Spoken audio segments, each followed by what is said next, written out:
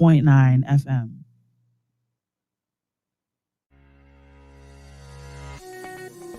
Today can be the turning point in your life by making a simple decision. Fundamental questions of navigation. Where am I? Where am I going? And how do I get there from here? I invite the leaders of our planet to ask themselves these three questions before they make any crucial decisions. But if you don't make decisions, you're going to stay right where you are. We are all map makers. We are in a time of transition. If we're going to change, we have to change the direction that we're going. Our planet needs leaders who know where they want to go. When we change the direction we're going, then we want to make sure we're going in the right direction. Leaders who can see the big picture. Because if we're not, we're going to either go backwards or we're going to stay where we are. Recognizing the psychological and the spiritual shifts and changes that need to be made, often from the inside to the outside. To be able to shape your future, you have to be willing and able to change your paradigm. Complex journeys require navigation. The path to the truth is one such journey. This is your GPS. Hairstyling services provided by J.D. Edwards Salon and Spa, Palmdale Shopping Plaza, Madera Street. Accessories provided by Chevette Williamson Jewelry. Standout jewelry for standout women. Wardrobe provided by Bahari Bahamas. Visit shopbahari.com. And good morning, everyone, and welcome to GPS, Global Paradigm Shift on Glory 93.9 FM. I'm your host, Michelle Malcolm, and as always, it's a tremendous pleasure to be in your company today. Thank you so much for tuning in once again. And so last week when we did part one of the show, we promised you that we would do part two and maybe 3 and 4, depending on how quickly we can get through the information. And that's because during the show last week, we only got to touch on one aspect of this topic, and this is clearly a topic that needs in-depth examination. And so, as promised, here today will be part 2 of the show on alternative solutions, thinking outside the budget box. That's our topic on the show today. And my guests are C. Alan Johnson, critical thinker. Welcome, C. Alan, back to the show. And I don't know how this is going to look on this. Right in the center. And Graham Weatherford is also our guest here in the studio. Welcome to you both. Pull that microphone closer to you, Graham. See, Alan, you can hear us okay? Yes, I can. Thank you so much for having me once again. Wonderful, wonderful. All right. So on the show last week, we got to pretty much only cover the blue economy when we were talking about alternative solutions as to how we can get out of this financial pit that we seem to be in. We all know that what took place to get us here. We had sort of a double hit, first Dorian and then COVID. And, those two catastrophes, in addition to what many believe is inadequate management, have led us. I say that because I see Graham was getting ready to jump, right? That's what led you. You know what led you here? Financial experts, accountants, right? Economists, all of these high-tech fancy guys. I wouldn't call any names because they were all in government. Okay. 2 are no longer there who were in the financial sector space. Right. Now, don't forget, that's your camera right here. This right here. So look into that for me. They were already in. I mean, can we call their name? Because they were a public figure, right? Well, go ahead, man. We had Deputy Prime Minister Peter Turnquest. He was in finance. Okay. And we had Mr. Shivargo Lang, right, that said 51 is the same as 49% and control. Okay. I have to say and control because he said, Graham, we had control. Right. I said, well, if you have my taxi and I own 51% and you got the keys, control, and 49%, I could tell you bring it any day of the week. And now we're seeing that with the phone company.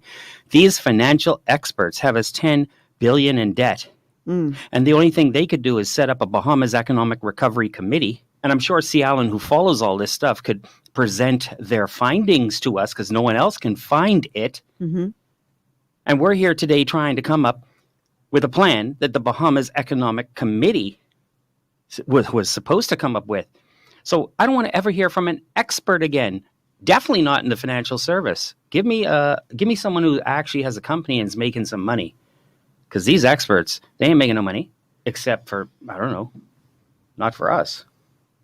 See, That's Alan, what really got us here. Because of Dorian and the coronavirus, we should have been able to circumvent that. see, Alan, he even ain't let me introduce you all properly. He just jumped straight in. So Well, I guess he said, we ain't got a time to waste. I got some new batteries today, like the Energizer. That's the problem that Go ahead, see, Alan. I'm always concerned when people define themselves as experts, because expert can only be an expert of something of the past. But essentially, there's also what people, when they use the word expert, they talk about a certain level. This is why you have even from a degree type environment, you have an expert at AA, BS, MS, and PhD, which basically mean, for BS mean BS, and MS is more of it, and PhD is pile high and deeper. But what happens is that the problem is that, and I listened to a show today on an economic report for Grand Bahama. The problem is that our expertise has only been limited to the knowledge they have encountered within the cave for which they exist. And so, just use an example, the 8% of the people of the businesses that serve in Grand Bahama of over 4,000 business thought technology is relevant to the 21st century. I'm not kidding you, only 8% believe that technology is relevant to the 21st century, or that technology can serve as a tool for the economic revival and rebuilding of the Grand Bahama and Bahamas economy. Well, you can actually see that when you go across the fact that, I think it was an IADB or whatever, it's an expert study, again, another expert study that showed that 99.5% of businesses in the Bahamas have yet to adopt advanced technology in their businesses. This was during the COVID era evaluation. I want you to figure that 99.5%. So basically what it means is they buy technology off the shelf, Microsoft Office, and the computer come with Windows and a virus software, and they think they have arrived. There's no such thing as cloud computing, backup, real-time data analytics, and anything of that sort. And so what has also happened too is that you have noise in the marketplace for individuals who always seems to know to be expert on what to do, but very few of them can tell you how to do it. And we see this coming from not just from the advocates, but also from what is called the unions, and that's the Union of Businesses. We often refer to them as the Chambers of Commerces. We have expert special advocacy groups. We have professional groups, everything else. And when you begin to listen to them and put them as a comparative for comparative analysis against what the globe is doing, they're not even in the same room. And essentially what they do is they have conversations on how best to repair the broken system, repair the system they know, to return to a broken system that they think has been working. If you look at what some expert reports has reported, that we've lost about $20 billion in the last 2 decades of economic development from hurricanes alone. And so when you look at multiply that, we say the national debt is $10 billion and everybody in the Bahamas owe 25,000 each. Well, we have lost 50,000 each due to inadequate leadership and poor management of the Bahamas. We have not had leadership, but we have had some inadequate management that we sent into the House of Assembly.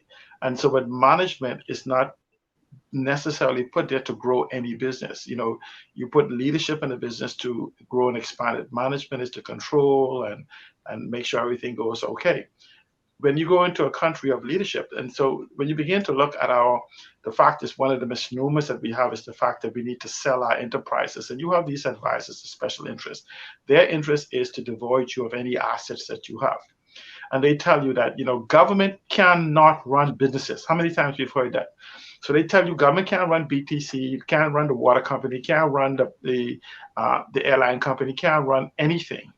But then the same people advocate for the same government to run a country. Now, how does that work out, that government can't run anything? So what they're simply saying is the individuals you put there. So if you begin to take for a moment and says, if BTC can be run effectively without government interference, if so can the water company, so can BPL, so can Bahamas Air, then the problem is not the company, it is actually the individuals you put in the management position, or the fact that the leadership of the country had no vision for the development of those we call SEOs, government agencies.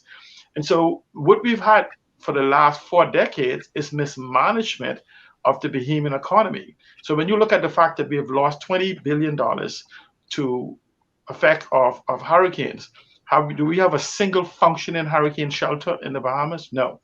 We've spent hundreds of millions of dollars on schools.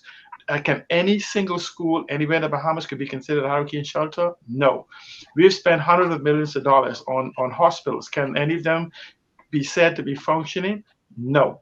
So when you look at the billions of dollars that we have spent and borrowed, and then the billions of dollars we have lost in potential, you can only see that we are nothing but a country of failed leadership for the last 4 decades. And I invite any of the 2 political parties that has governed us for those last 4 decades to send a competent authority to refute this. And don't send people who tell you, well, I think, I believe, I tried.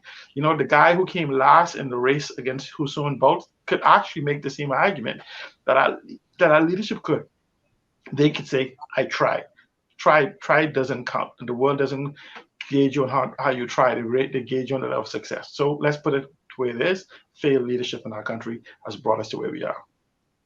Oh, boy, y'all starting off the bat. Well, we're identifying taking problems. No prisoners. We're identifying problems. And I said years ago that this is a failed state. You can't show me one ministry that's operating to even half capacity. It's not the people in the ministry. It's always the leadership. Because if my business is running poorly, I don't blame the janitor. So our country's running poorly. So who do we blame? Oh, we blame this guy. Well, let's replace him with the guy we just got rid of. Why'd we get rid of him? The biggest problem here is amnesia. That's the biggest problem in this country. And I think it comes from fast food. It has to be. See, Alan, what do you think? It must be amnesia from fast food because we forget in 5 years. No, it's something called stuck. We have what is called SOS in the Bahamas, stuck on stupid. Because essentially, if you go back, and I'm sure after you see the next election, you will see the same faces that we have seen for the last 4 decades trying to correct the mistakes they made when they didn't recognize that they were even mistakes that had been made. The same people, the same talking heads, the same everything. Like, for instance, I have individuals here on Grand Bahama and New Providence who fought against technology, who told me that where do I come off believing technology can solve anything and everything in the Bahamas, and now resident experts on technology and telling businesses what to do, and they're, from the Chamber of Commerce and I'm just telling you about all these various different things. I mean, stuff you can find on Google, but I use an example, right? Anyone can go to a high-end restaurant across the bridge and see this wonderful meal and the way it's presented. And on the way home, they stop to one of the food stores and get all of the ingredients. And they may be an excellent cook. And they'll go and they'll try to duplicate what they saw.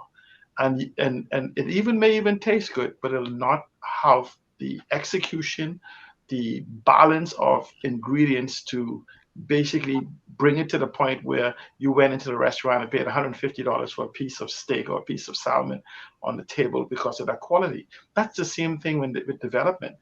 Anyone could proclaim to be anything, but the problem is that when you put them into the kitchen, they end up being cooks as opposed to chefs. Now, let's use another example when you talk about the global people. And I remember we made the tech hub announcement and all these grand announcements with government mix. Let me tell you what the world does. The world is a data-centric environment. There is no if, no ands, and but about that. So here's what happens. When they appoint Graham Weatherford as Minister of Energy, the first thing the billion-dollar energy companies do is go and do a deep search on Graham Weatherford. They'll try to find out every day. Google knows him better than he knows himself. They will know every magazine he's read, every one he subscribed to. They'll know his qualifications. They'll know the amount of installations he's done. They would have known everything. And they give you a grade. When they appointed Kwesi Thompson in charge of digitization of the entire Bahamas, and they made this announcement, and they went all over the world, no one wanted to know why they didn't come, because when they went and did a profile, and on a score of 1 to 10, I'd be amazed if Kwesi would score above 1 in that environment. I'm not being facetious, because we're not talking about in knowledge about. They're going to gauge you on competency and understanding based on what they can have. And so the world uses data to analyze, are we sincere and are we capable, the people we put in place, are they capable of executing what is expected? This is the same thing as when you go for those headhunters, because I've worked with a number of them. Headhunters actually do a deep profile and deep search of competent people around the world to fill positions. And so you even have people now working to the government who advises government, who at one time was at these tech hub presentation we have.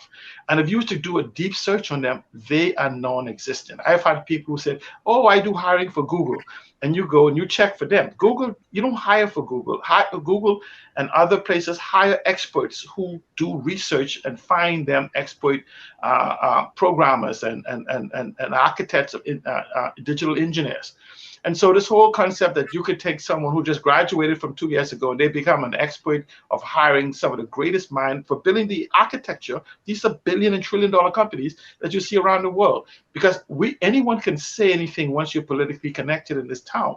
And family, friends, lovers, finances, foreigners, and supporters is one of the key ingredients to success in the Bahamas. Except now, the world doesn't care what we do inside of this shell, The world is preparing, and it says when someone is preparing and you're not, when they meet you, chances are they will beat you. I want to read a comment. This one is from Ian. And Ian says, this Johnson person no doubt has some information on what he knows, but I'm still missing the point where this qualifies him for leadership of a country. Technology has a large role to play and will continue to do so, but it will take more than a person being able to articulate their talking points or regimented speeches. This country, in my opinion, needs warriors with enough love and know-how. If you don't love Black people, talk. Response. Well, let me say to Ian, you should read my resume rather than an opinion. I really don't have much for people like opinions. Opinions are like a-holes. Everybody has one. Yeah, we on a gospel station. Right, but I'm simply saying is that I would compare the little experience of 43 years of sitting in IBM before a computer existed, on testing software and Windows before Windows existed, before it had a name, to my total build out all the way through. People in the industry knows me. In the same way, you can't name more than one ventricular science expert beyond Dwayne Sands. They, in the industry, Dwayne Sands probably can name hundreds of them for you. In the same way in the technology arena, people know me. They know my qualifications, they know my capabilities. My question to you though is, where do you see technology? Post this on right now. Where do you see one functional technology in the last 2 decades? Here's where we are today. We are 28 years into the digital revolution. Just check it. I just said 25 years of the first digital revolution has passed. No, it's just that your internet is dropping in and out. Your internet is dropping in and out. So okay, I'm sorry about that. That's why I interrupted. Okay, I'm sorry. I'm just saying that we are 25 years into the first digital revolution. I mean, 25 years past the first digital revolution, 3 years into the second digital revolution. We are now into the third technology revolution, the fourth industrial revolution, and the fifth social revolution. But let's go back to the technology. The Bahamas is the most digitally prepared country in the world of 202, better prepared than Singapore, Estonia, the United States, Canada, and all the places that people like to refer to. And I ask you, show me one functioning aspect of technology in this country that my 15-year-old niece can do better. Imagine this. A government has spent hundreds of millions of dollars on technology to make the announcement last week that they can finally take credit cards over the internet. You know, the stuff that people have been doing around the world for 30 years? I want you to imagine this when you talk about exploitive technology, that the government has made an announcement that finally government ministries has a landing page that you can buy for $5 on Fiverr.com.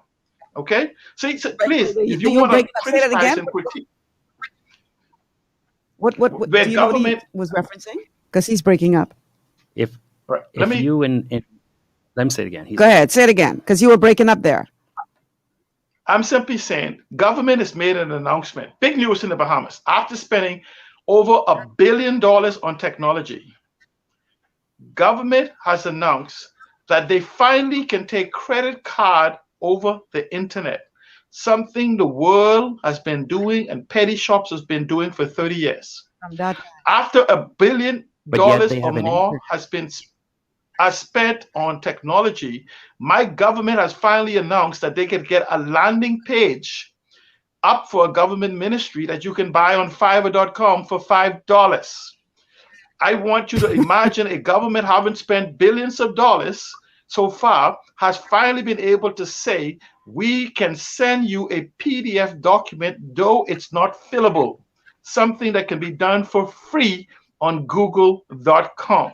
See, when you want to talk about the expertise, whatever, I have no doubt. And guess what? My predictive in technology have told you when I've made a reward. Remember when the government made the big announcement at the Tech Hub? I made an offer of $100,000 to any charity if the multi-million-dollar company that came to the Bahamas could last 6 months. Guess what? I didn't have to pay a dime because the company died a miserable death 5 months later. The two other companies that they announced that will be copying, I said, I'll bet $10,000 to any charity of a choice if those companies could ever get started. They never got started. I don't doubt my expertise. I don't need authentication of the same. However, I am an advocate for the most digitally prepared country in the world to wake up to its potential, because we have been led by lackluster leadership in a country that is prepared to lead the world in digitization by individuals who Stevie Wonder, Ray Charles, and Blind Blake can see better than them when it comes to technology and preparedness for the future. And so if you're content with mediocrity, then I ask you to remain there, get out of the way, because those of us now that COVID has declared that the future isn't coming, that it's here, you either roll with us or be rolled over. See, Alan, just to confirm, there's always going to be the texters and people that call and the haters, right? And some of them are even paid operatives. But the proof that we're not digitally prepared is there is a fax number in a telephone book. Hear what I'm saying? A telephone book still exists where there is a fax number for every one of these government ministries that can finally accept. I want you to pause right there. I don't pause. Go to a government ministry and you'll see 15 different numbers for a government ministry. This is a country that can't get rollover right. It's 60 years since they had rollover phone calls. But you have one phone number. They said, if you want to reach the Ministry of Finance, call 724-47, 7248, 7249, Are you serious? See, Alan, hold on. Critique for technology. That was a really good point of order. A hunting system. You call Microsoft, you dial one number, and it hunts to the 10,000 lines where there's an operator. Call anyone. And that was yes, well, not the Bahamas, but we still have a fax machine and a phone book. You know what I want you to do, C. Alan? There's still telex numbers listed. Yeah, that's the killer right there. That's 1960 and 70. You know what? Michelle don't even know. She also the number one. The Bahamas is also the number one nation. Do you know we're number one in chicken consumption, bear consumption, and carbon paper use? Carbon paper. Yes. Yes, speeding. Are you serious? Yes. Dead serious. We still write out by hand. But see, Alan, could you prepare a digital preparedness test? And I need this to be given to everyone that is in government, whether they're opposition or incumbent. No, And we we need don't to have a see problem with their. government. Government comes from amongst us. We need to just recognize, forget where we think we are, and begin a rapid digital education system, because the world has shown us when COVID arrived in March, it showed us that we were not prepared for business. In fact, we had government announcing and the chamber announced that we have revolutionized innovation and digital transformation, because you can now call a business, order something, pull up outside, call them to tell them that you're outside, then they'll run outside and bring the receipt to you. Then you'll give them your credit card. They'll go back inside with the credit card, bring back the receipt for you to sign, go back inside the place, and then bring you back the stuff and put it to your trunk of your car as e-commerce. Now, see, this is what I asked Ian Smith. Where even in my ignorance of technology, you would never ever insult me by telling me that that is innovation. Okay, I would never ever do whatever that is. So I don't need to talk. When I speak to advance, I don't expect him or very few people to understand. I'm speaking hopefully that the leadership will begin to recognize that we're not competing against us or our shadows. We are competing against the world. And we can pretend like, like when my children used to play, they used to play dress up and play house and play driving and play all cowboys and Indians. When you start talking about government, you're talking about economies, you're talking about of competitiveness against 200 plus countries around the world. This is no more time for playing dressing up. In fact, if you begin to look at most of the candidates, what we have is we've been electing brands, brands. We have not been electing leaderships. Because if you were to go by every single candidate and ask them into... See, Alan, we have a call on the line. I don't want to lose the caller, so stick on that thought about the brand leadership. Caller, welcome to GPS. Michelle, it's always a pleasure calling into your show. Thank you. I just want to add, especially what Graham has been saying. Good morning to everyone, by the way. Sorry for the manners. Good morning. I just wanted to add what Graham was saying earlier about, and I see, Alan, when it comes around to the government offices and the many numbers and the fact that we sell a phone book, and to the ill-traveled Bahamian, they wouldn't realize what level the rest of the world is on until they've actually visited these places. America, for example, not even the corporate companies. You have automated answering services that have AI capacity. You have a certain code. You're granted clearance to actually do transactions with the company. They don't actually have a human secretary to deal with like the simple procedure.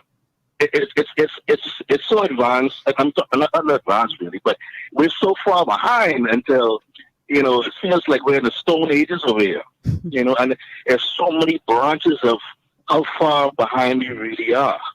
Just about every in the business world, almost everything we think about when it comes around advancement, we haven't reached the halfway point yet. I believe you're talking a few weeks ago about the educational standards that we're at now, and how the government schools, for example, they're using textbooks that are 25 and 30 years old. Whereas some of the information has not changed, it's outdated. We're using composition notebooks the children are using in the classrooms when many other countries the kids have iPads. We don't know how far back in last place we are. And the only way I think we will understand that is if I believe more payments travel. It's just really sickening when you think of it. It's really, a lot of them really actually have the ability. Sorry, a lot of them have the ability to travel right in their hands, but except they just stick in WhatsApp group and their Facebook page group. Some of them should understand the power of Google University and YouTube College to expand their mind and see what the world is doing. It's like they are so deep in the cave. Anybody with even a match is considered an enemy because you bring light to the cave. They don't want nothing to disturb their darkness. Wow. Yeah, and I believe. Honestly, Seattle, I believe, and I'll leave with this point though. I believe it's intentional. I think it's a system where we're intentionally held back. For those who don't know, for those with mediocre education, whatever the case is, who aren't internet savvy, I don't know what it is, but I can clearly say, honestly, that it seems to be a part of the plan. A conspiracy. Keep them dumb. No, keep them conspiracy. Keep them dumb. And you throw a couple of grains of this and that around election time, around city season, and just to get in there, and that's it. I mean, educated mind. There's no limits. You can't control an educated mind. A person that's financially stable and educated is a dangerous person. They can't be led. And you see, but guess what? Okay, thank you. But this is what it brings us right back to the branding that I said to you, Michelle, as being elected. They elect brands by putting water in cans. Thank you so much for your contribution.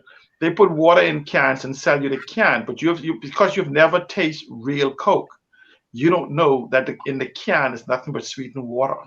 And essentially, this is what these political parties have done. But it isn't the political parties that has it, not even the leadership. Because I believe if the leadership knew, they would actually do. I think what happens is there's a small class of individuals that control the behemoth economy. And we may not believe it or not, but one only have to expand on the behemoth economy and see that we have a $16 billion economy. This is not my figures. This is the IMF figures just released. Even though we keep using the $10 billion figure, the IMF said we did $13.9 billion last year in the formal economy and another $2 billion in the informal economy. But let's look at that $16 billion. That $16 billion, the first $6 billion of that $16 billion is made by less than 2,000 individuals. So we brag about the economy, but less than 2,000 individuals from even a smaller group of family takes the first $6 billion off the top. Then the rest of us, which the informal economy is shared for that $1 billion. The other $9 billion that's left is shared between the 250,000 workers, and it's not even shared evenly because you still have some people at the top. So we'll brag about with this whole $16 billion, 400,000 people means $40,000 per person. Extrapolate from that down to, let's say, 250,000 people, it means $75,000 per person, every working person. But when you look at it, you'll see that the average behemoth, and this is why they will not release NIB reports, is the average behemoth will probably take home less than $20,000 a year. So that means for the average of 200,000 of you, of that 250,000, somebody is also making your $50,000. And when you times that, you'll begin to find out that somebody's walking away with another few $1 billion of your money, but you're bragging about how you're the third richest economy in this Western Hemisphere, but you have no home that you own. And I see people around here say, this is my house. They have a mortgage. That's the bank house. That's the bank car. That's the bank clothes they're even wearing, because technically the only reason they could keep the clothes is the bank don't take back clothes from the credit card they bought it with because they still own it. And so I don't know where we've in this facade and this fantasy until behemoths begin to understand that yes, the Bahamas is the third wealthy country in the region, but the wealth is not equitably distributed among us. We got the largest poverty rate in the world. We got 60 to 70% of workers that for government that meets the poverty line definition, and the unions that represent them don't even know. And so it's like almost as if though we are in this haze, this phase that you can't fix it. Let's use an example, Michelle. Here you have the individuals crying about the gate. Hold on to the example. It's 11:39. I was supposed to take a break at 11:30. So so hold on to your example. And we're gonna look at that on the other side of the break. But we have to pay bills, y'all. We got sponsors, ads that need to be played. And so let's take this commercial break. When we come back on the other side, we're going to continue the conversation with C. Alan Johnson and Graham Weatherford. We're talking alternative solutions, thinking outside the budget box, part 2. We'll be back after these words from our sponsors. The freshest wave of glory to hit the Bahamas. This is the all-new Glory 93.9 FM, where God is glorified and the people of God edified. Ocean blue is the best in seafood, hey, hey. Fresh out the water and affordable too, yeah. We got fish, conch, lobster, shrimp, everything you want. Ocean Blue got it. Ocean Blue, friendly and clean. Best service you ever seen. Ocean Blue is the best in seafood. Yeah, fresh out the water and affordable too. Yeah. Ocean Blue Seafood, we are here for you. Ocean Blue Seafood, no one else will do. Ocean Blue Seafood, located on Burnett Road. Contact us at 393-2160. For all your building needs, it's Carib Construction and Project Management on Gladstone Road. We build it all: schools, homes, hotels, and more, including structures requiring a Phase 3 electrical contractor. We also provide project management services. The first step towards your dream building begins at Carib Construction and Project Management. Call us at 376-1556 or 341-4466. Executive Printers is your one-stop shop for all your branding and customization needs. Letterheads, envelopes, business cards, invoices, share and gift certificates, rubber stamps, vouchers, funeral programs, brochures, flyers, banners, and promotional items like mugs, water bottles, mouse pads, and key rings, all with personable service and great quality. No project is too small or too large. For great turnaround and competitive pricing, make an executive decision. Call us at 393-5011. At Lee Air, safety is our number one priority.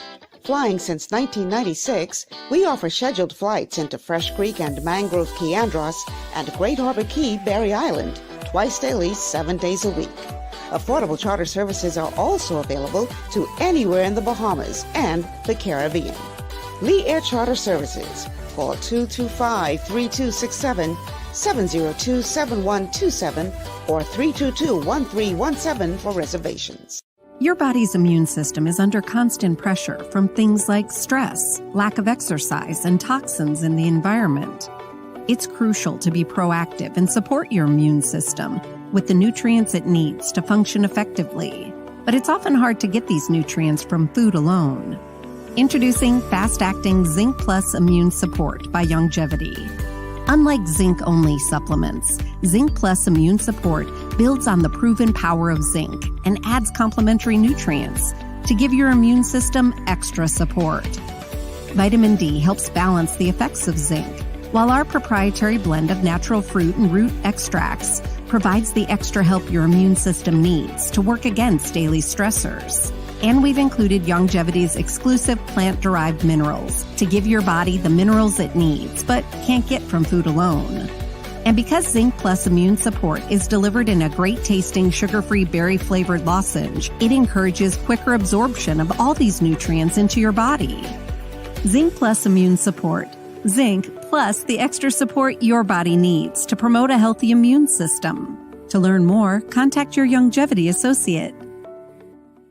This portion of GPS is brought to you by Alive. Alive. Believe in best. And by Tropical Gyros.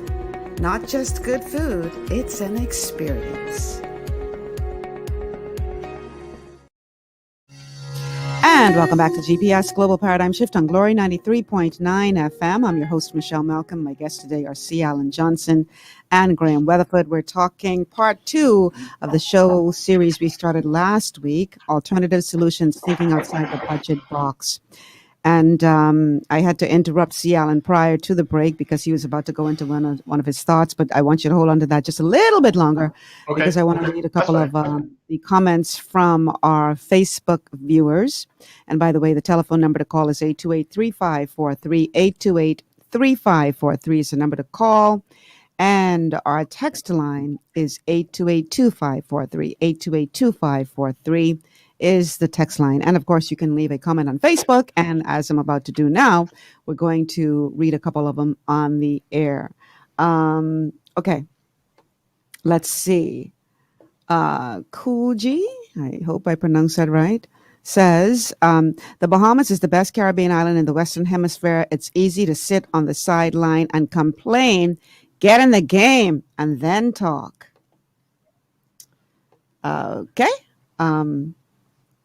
Another one by Jamalet says, thank you, Ian Smith, warriors with love for our people, courage to face each other, and not afraid to die for country. All right, let's keep going. This one is from Ken Clark. Ken says, the decisions about technology are being made by people who know nothing about technology. They fail to see the consistent electricity. They fail to see that consistent electricity is fundamental. All righty. Christoph says, Amen we to are that. way behind on the global front. I can let y'all respond to some of these right now.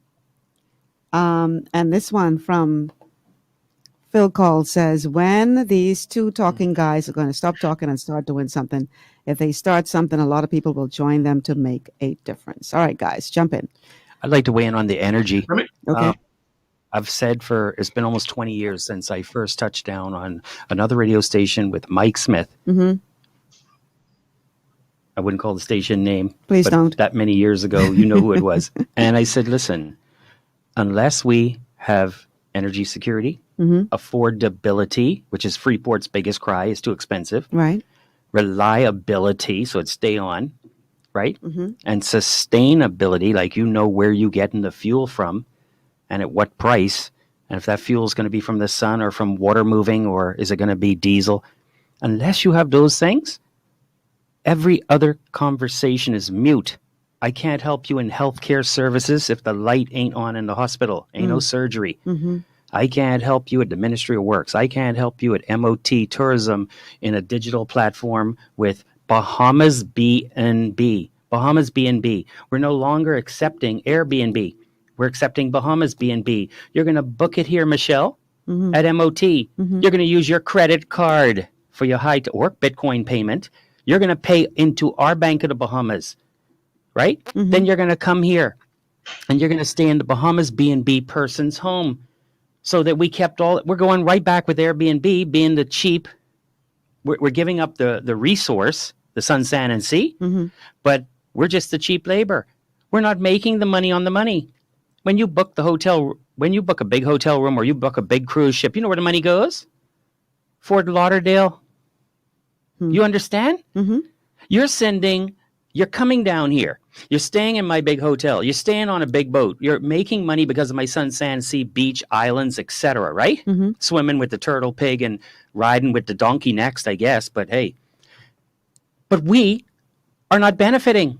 We're getting a few cheap jobs on the beach, braiding hair and selling coconut like Adrian was crying about. We ain't selling coconut no more because they now importing the coconuts and branding them and saying, so they cutting out the coconut boys and all. Well, it'd be so great. I think we should bring in Thailand coconuts and have Philippines sell them because $1 a day is $52 back in their hometown.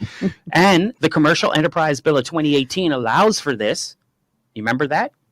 And yeah, people didn't watch that. In conjunction with the WTO coming this November, I will be able to bring 300 Mexican workers. So this is just a rehearsal. Yes, I brought 300 Mexican workers to Abaco to help build Abaco after Dorian. They arrive on a Sunday. Monday morning, you put 300 work permits on the minister's desk of immigration, and they start working. And if you cannot VET them with 14 days, they are automatically granted for 3 years, renewable for 6, 3 more. Oh, wait a minute, that already happened. CEB is in full effect. So when we push you vendors off or whoever, we could get Philippine people to make the beds. So the cheap labor that we thought we had, we don't really have. But disruption and people understanding, like C. Allen says, digital economy, I would have said no more Airbnb in my country. We're going to do your version. But Graham, let's not confuse the people, right? Airbnb is just the word air. We already have B&Bs. But the Bahamas was the first in the world with the bed and breakfast. We used to call it our people-to-people program. In fact, one of the founders of Airbnb made reference to experiencing that as a youth as being one of the influences in his decision-making towards B&B, where the opportunity came up for subleasing somebody else's apartment. But C. Allen, there's a history. C. Allen, in all fairness, before people to people, right? You can go back to is it the 50s, 40s, where Bimini had people that would come and stay with the people? It did not. Graham, you're talking about a formal. No, but Graham, all that was part of see, the people to people was a cultural and heritage aspect, more so a cultural aspect that was exploited, but basically just putting a brand on it. It's something I've studied. So the mere fact that it became a formal introduction as part of our tourism product, and we dropped the ball on that. So we already had the air part of it because Bahamas Air and others were bringing the people here. And so essentially nobody gets into the air part of it. It's just a combination of air because nobody owns airline that owns the B&B. But when we look at the model that we have in the Bahamas, it doesn't work for us. The misnomer that Graham just expressed, the fact that we have tourists come here, tourists don't come to the Bahamas. They stay in all-inclusive hotels. We know them as cruise ships, okay? They get off here to stretch their legs and do whatever else they do here. Just happens to be a stop on the way. 5.5 million of those tourists or so of those 7 million tourists did not come to the Bahamas. They happen to stop here because of the concessions and the tool of having this flag, carrying the Bahamas flag, for the fact that they could take a shortcut through the Bahamas and pay no fees for saving hundreds of millions of dollars in gas during their trip. They can dunk in our water, discharge whatever. If they discharge it in international waters, they will actually end up with millions of dollars worth of fine. But they could just dump it in our Bahamian waters because we have no legislation, we have no means of checking, we have no means of verification. And so, can I ask a point of order on what you just said? See, Alan, can I ask you a point of order? The home porting we're bragging about, has anyone asked where the garbage or the sewage for 5,000 people for 10 days at sea will be put, as this is their home? No, see, but you're just bringing home another point, because essentially the home porting is not for our benefit. You know what they say, right? They'll stop to Grand Bahama and pick up some food and some other things. They'll offload their garbage. They already offload their garbage here before they go to the U.S. because they would have to meet environmental concerns. When you say offload their garbage, what do you mean? I want you to break that down for our audience. What do you mean offload their garbage? There are some private companies in New Providence and other places that is making millions of dollars a year by taking the garbage from the boat and dumping it in our landfill without any means of protection and no means of verifying what's in it, no mixture of metals and carcinogens and whatever else. You just dump it here. So they get to take it off. Somebody gets to make a few dollars, hauling it to the dump, our dump, and just dropping it there. And those same garbage that they make a few million, they probably pay tens of millions to dispose of it in the US. And so we are nothing more than a dumping ground, a pass-through. We are not even qualified as a good sweetheart in the Bahamian vernacular. We are drive-through. Okay, this more like we like hood rats as far as the tourism industry is concerned. See, Alan, imagine this. Nassau has 200,000 people living on it, right? Mm-hmm. But the dump there, that's coming from the millions of people that pass through on their cruise ship. On their cruise. On their cruise? Inclusive hotels. You think 200,000 people made all that rubbish? And guess what? We didn't even have the boss negotiating skills to say, look, you're going to sort this stuff, cardboard, glass, and you know what I mean? Like you do back home. Right. And you're going to pay for the plasma incinerator that's going to turn it into ash, that's going to make energy to give us cheap electricity. Mm-hmm. No, it's okay, man. Just dump. My company picking up the rubbish, you see? I got a photo of 4 garbage trucks heading right down through the gate to the cruise ship. Isn't that amazing?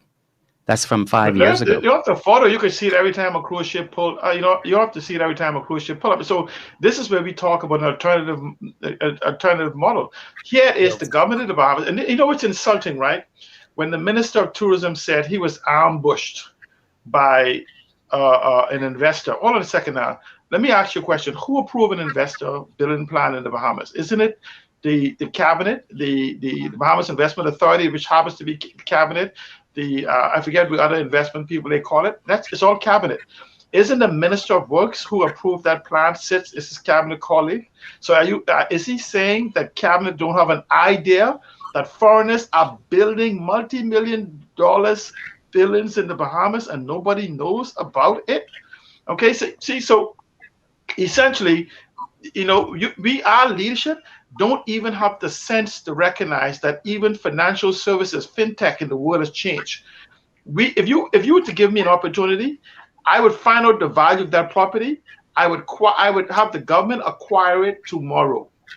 Then I would go and put that property on the blockchain, raise the same hundreds of millions of dollars of capital. But first of all, I'll get a sovereign asset management, not these family, friends, lovers, whatever, the incompetents that we appoint to these areas to do these things. And I would then be able to go and pre-sell those hundreds, if not thousands of condos in advance for the $1 million to $2 million in advance. And so if you say you're going to put even 500 condos there, I would raise the $500 million, build a $100 million building, put the $400 million into the treasury, give behemoths ownership because they'll own the buildings and for the jobs. Financing has changed the whole world. When you talk about the 1,000 rooms on Grand Bahama, just times 1,000 rooms by $1,000. That's $1 million a week that we are giving away. When we said we are going to spend $200 million trying to keep the hotel open, we're paying $1 million a month to keep it open, but we're giving up $1 million a week because leadership don't have the understanding of fractional ownership, where we can just pre-sell 5 years of that and raise the $250 million that would be required to rebuild that whole hotel and infrastructure and own the hundreds of acres of golf courses, own the buildings, own the beach, but it has to be set up in a separate sovereign wealth fund. In the same capacity, and this is something that I'm going to be advocating for, it's the same thing for bed and breakfasts. We own the greatest brand. When you talk about these political parties' brand, there's no brand in the world as powerful as the word Bahamas. The problem is behemoths don't benefit from it. Why is it that we need 20,000 rooms for Grand Bahama and 10,000 rooms for the other family islands, and we're not having a strategy of ownership for those rooms to be owned by behemoths to be funded? Let's use an example. We say we have 3 million acres of crown land. Do you actually believe that somewhere in those crown land that there is 15,000 acres that has a developmental value of $300,000 each, that we can multiply that and in an instant in co-ownership and co-development raise the 15 to 20 to 30 billion dollars that is needed to retire the national debt and build these new infrastructures? Okay, but yet we are out borrowing money. We're giving away billions of dollars worth of properties. We give away over $1 billion worth of properties for Bahama, and we don't even have jobs there because we're being fired and let go because of COVID. And so the question we have is, we have leadership that is afraid of one word, They're afraid of a word called sovereign wealth fund. And I've heard all the experts run around this country talking about it, and none of them has gotten it correct because I think they're making bad copies. A sovereign wealth fund, as repeated by a young lady, 25 years old, she says very simply, and I adopted it as also my own. A sovereign wealth fund is for all seen and unseen, tangible and intangible, what's the other two? Being given to an account, separating it from the illegitimacy and arrogance of ignorance of government for exploitation by a sovereign asset management company for the benefits of behemoths. I just told you how 15,000 acres or even 20,000 acres, and you don't even lose ownership, This is co-development, co-ownership that they will own for a short period of time. And this is no PPP, where people begin to partner with you and they take the profits. If a PPP could take 50, 60, 70% of the profits, why can't a sovereign asset management company, the same management company you buy, come in and do the same thing and take a salary and you keep the profits for yourself? These PPPs is fancy ways of separating behemoths from its wealth potential. And so we need to have conversation to show behemoths that they right now, due to the same technology shift that has occurred around the world, provides them with the opportunity for ownership. I just went to you for the bed and breakfast, 30,000 units. Today, the government of the Bahamas, with proper leadership, in less than 6 months, could make arrangements for 100% financing for all 30,000 of those units that would be owned by behemoths at zero interest financing, at 100% financing at zero interest. And I challenge Mr. Marlon Johnson or anybody else in the government to actually challenge me and tell me that this can't be done today. Because the Bahamas is a multi-billion-dollar brand that we can exploit right now. I want to read a couple of comments. This one is from Yvette. Yvette says, I'm not a frequent traveler, but I do go on the web to know that the Bahamas is about 30 years or more behind, and yet the government wants to introduce all sorts of things that this country can't handle, and we wonder why the children are lost in education. Monty Pratt. Hey, Monty. Monty says, C. Allen is correct. When it comes to technology, we are where the Washington Airport Authority was in the mid-90s when I worked there. We trained 2 days on how to use a telephone system. The platforms that we are now using are antiquated. Okay, let's see. I don't know why C. Allen Johnson commenting on the thread, seeing that he on the show. Just to let him know, educate him. Okay, Melbourne says, let's see if I can get it to come up. All right, try it again. Melbourne says, good morning to all. Wow, 2 of my favorite persons on. Come on, guys, get together with us and do something. Okay, please, we really tired of the talk. Action. Thank you, guys. All right. So Can I answer Melbourne? Let me just answer Melbourne. It is not us, You're making a demand of us when you should be making demand of your leadership to do 2 things. Incorporate us or publicly state that what we say is possible is not. Don't have them whisper to you. Let them call a press conference, like all the little things they call press conferences for. Just call a press conference that says, we want to dismiss you of that silly idea that C. Allen Johnson has expressed. It's not possible. They call press conference for everything else, even for all kind of stuff on the internet. Why don't they just take the opportunity and just prove me wrong once so I could just go away? All right, the challenge has been thrown out. I would detain you on the fake news law that we just did if it's true, right? But it's not fake news. Okay. So the fact they haven't locked up C. Allen Johnson yet for circulating fake news means it must be valid. All right. Well, we're going to take a quick break. When we come back, we're going to continue this conversation with Graham Weatherford and C. Allen Johnson. We're talking alternative solutions today. This is part 2 of thinking outside the budget box. When we come back on the other side of the break, I want to look at some specific examples beyond what's already been said here on the show as to opportunities that are being missed that we can take advantage of now to try to turn our economic situation around. This is GPS. Stay with us.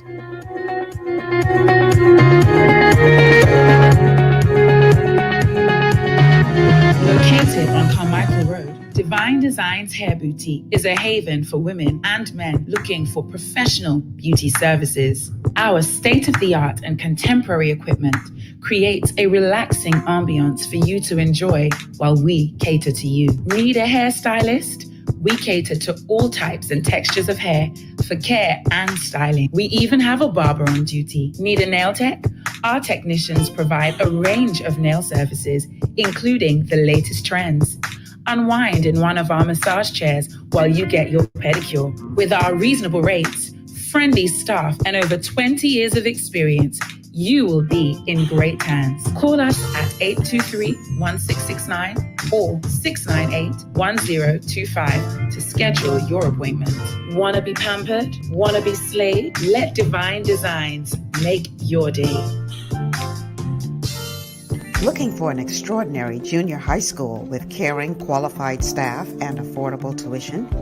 Then come visit us at Elite School of Excellence, an affiliate of First Step Academy. ABECA-focused and Ministry of Education approved, we foster discipline, integrity, and wisdom while molding our students for success.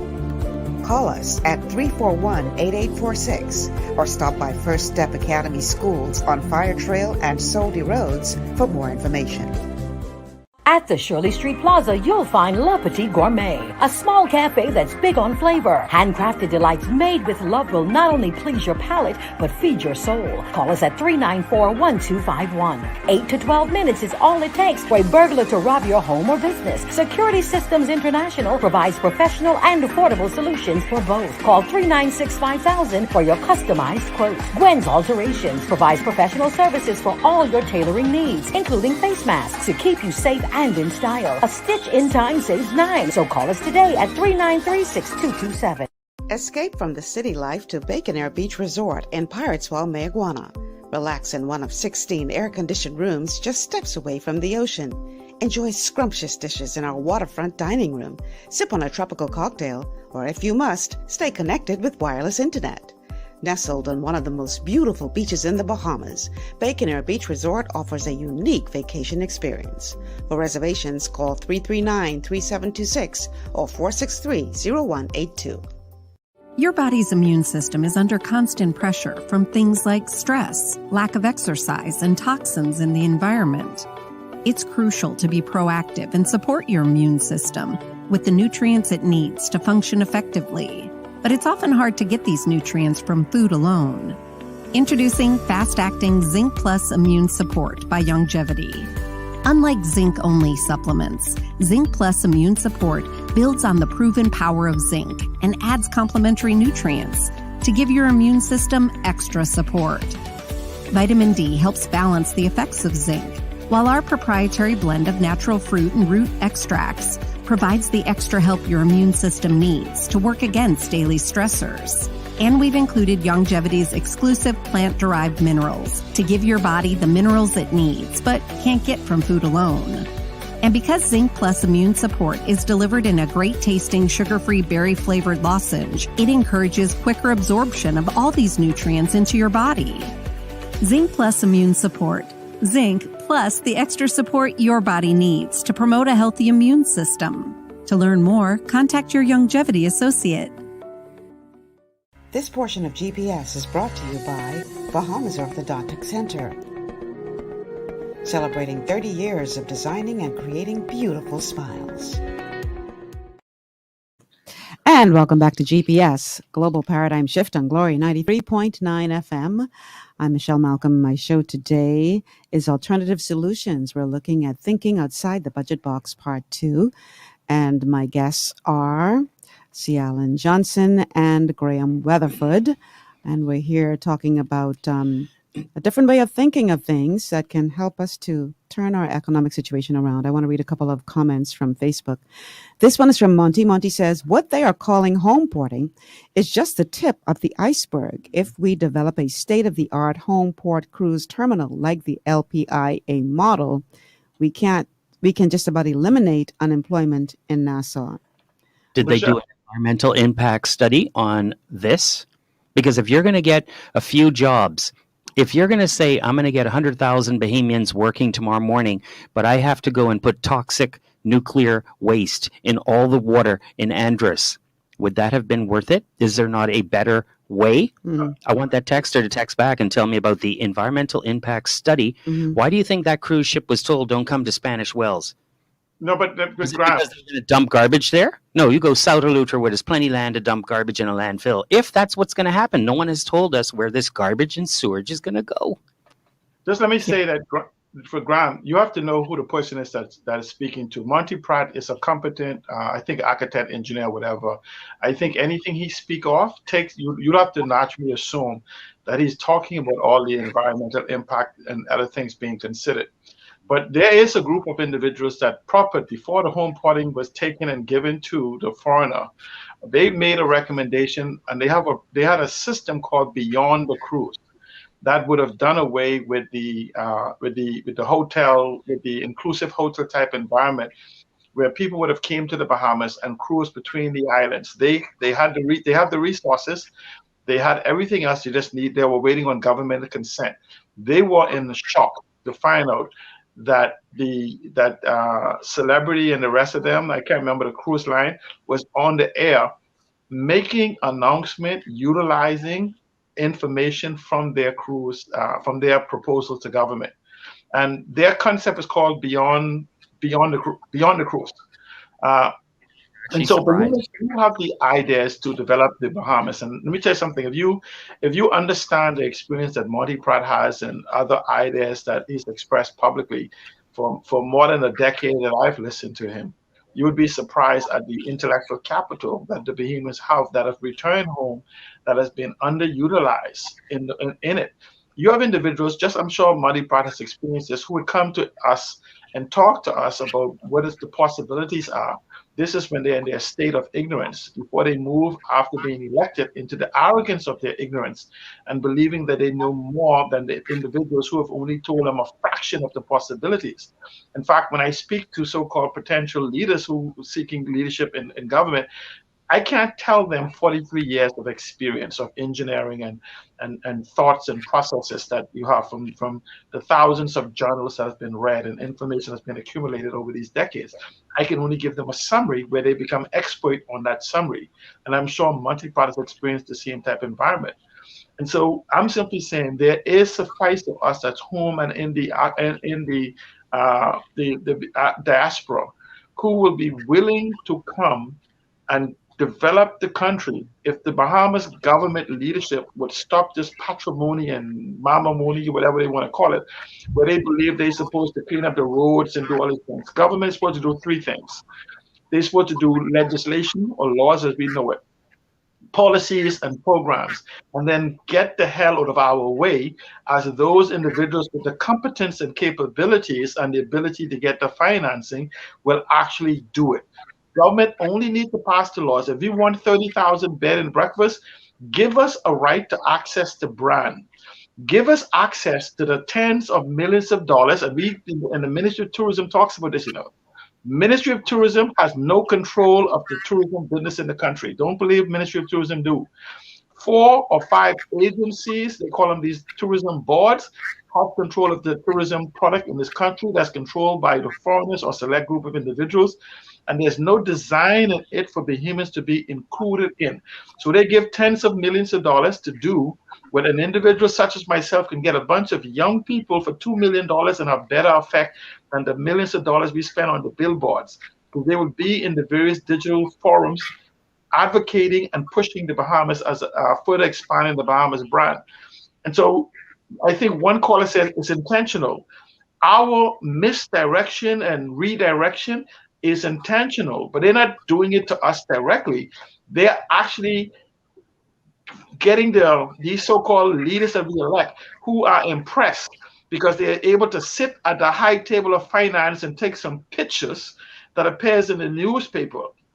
So they go and sit with these investors and they go to these international forums with the United States and Russia and Estonia and Singapore and Israel and whatever, not realizing that the individuals who they sit to the table at is backed by millions of dollars of support and expertise.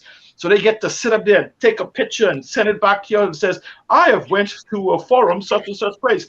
And they bring back nothing of substantial value. Look at our maybe the reward was just them taking the picture, see, Alan. Maybe that's what we'd be happy about it. We could sit at the table and say, but when we send them away and we send these ambassadors and whatever else, have you ever seen? I want an ambassador except for 1 or 2 that basically came back with some contracts for their family.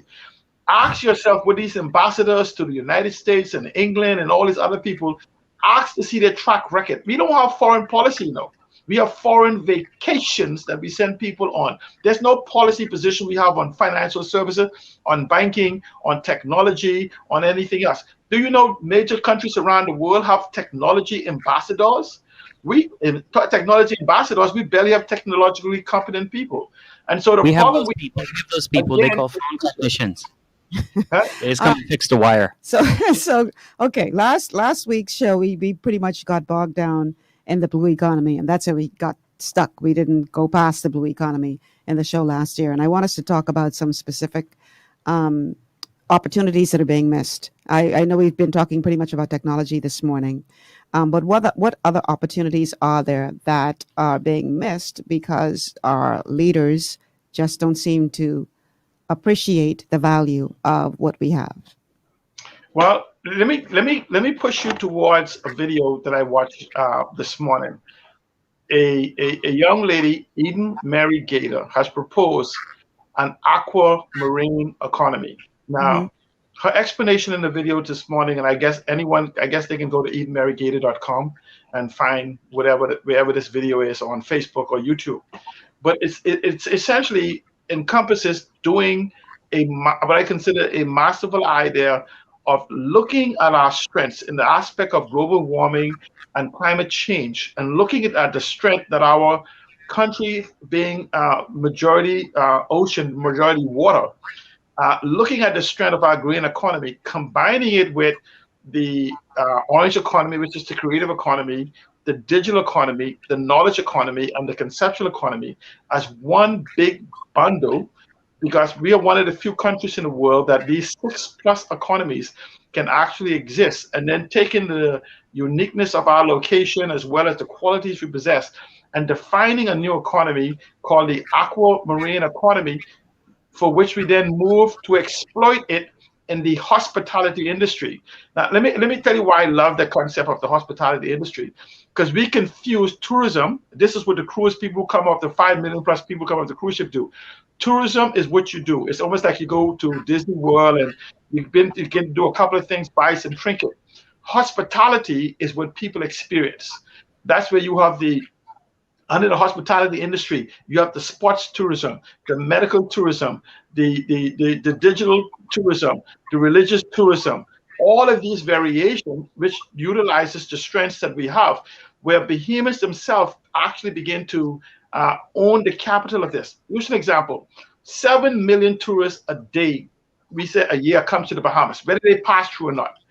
Let's accept their argument. According to what we should have, if 40% of those are every year, they say 40% of them are new people who have never been here before. So essentially, what it would mean is that we should have somewhere a database that's worth billions of dollars with the contacts for these individuals, because based on international law and everything else, we should know their name, their number, their contacts, their email, whatever it is of these tourists. Mind you, I have reason to believe that this billion-dollar treasure trove is not owned by or does not exist. It's not owned by government or does not exist. But let's pretend that this $7 billion exists. This $7 million tourists exists every single year. So 40% of them being new. If Michelle Malcolm wants to now enter into the bed and breakfast, that means I must find 250 of them, times that by 5, to give her 5 years of occupancy. 750. Let's round it up to 1,000 people unless they don't spend a week. So out of that 7 million people a year, I should be able to find 1,000 individuals who is willing to prepay for 1 week in the Bahamas, staying in a 3 or 4 or 5-star accommodation to be built by Michelle Malcolm. Those 1,000 individuals would now basically would only need she only building a 5-plex. I can give her the $1 million in advance. Even when they come, they'll still pay an energy fee like all the other hotels and everything else.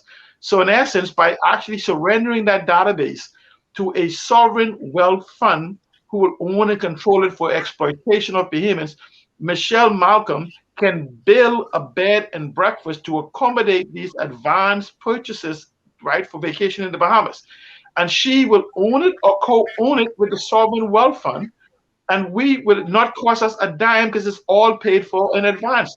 All the Atlantis and the Goldwind and everything else, they raise the hundreds of millions of dollars in advance before the people come. Why can't we do the same thing, utilizing multi-billion-dollar brand we have? Let's hear from Graham. That's pretty deep, eh? Basically, what I just heard is C. Allen saying, look, I'm going to build a place for you to stay that's better than the biggest hotel or cruise ship. Mm-hmm. It's going to give you the total immersion, the Bahamian people-to-people experience. You're going to have what you're looking for. You're going to be able to take all the excursions. It's going to all be right there for you. I need you to see this, buy into this, and you say, it's kind of like timeshare. I'm going to buy my 2 weeks next year in the Bahamas and for the next 10 years, and I'm going to pay you in advance. And you're right next door to 400 million people in the U.S. and Canada, but you can only brag about 7 million. You are a failed state. You have failed. You should have gotten at least 20, I would have said 20% of those people here. Mm-hmm. I mean, they could swim here. It's so close. You understand? Mm-hmm. 20 some minutes in a jet. So he's telling you, and Michelle, you know, it's good to talk about that because I like how it sounds, but let me show you it even more simple. The government was giving away $5,000, right? Right. For the self-help start or whatever. They always change the name of it. You could have taken that $5,000, closed off your hallway in your 4-bedroom house or 3-bedroom house, right? And you could have knocked the door in for less than $5,000, believe me. And you could have rented that space in your house in Yellow Elder or wherever it is, Village Road, Cable Beach, for $100 a night. Because that's what the tourists, a lot of people want to spend.